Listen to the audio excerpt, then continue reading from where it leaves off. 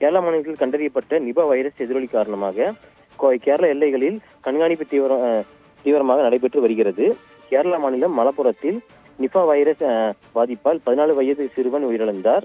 மேலும் 60க்கும் மேற்பட்ட Nipah virus பாதிப்பு கண்டறியப்பட்டது.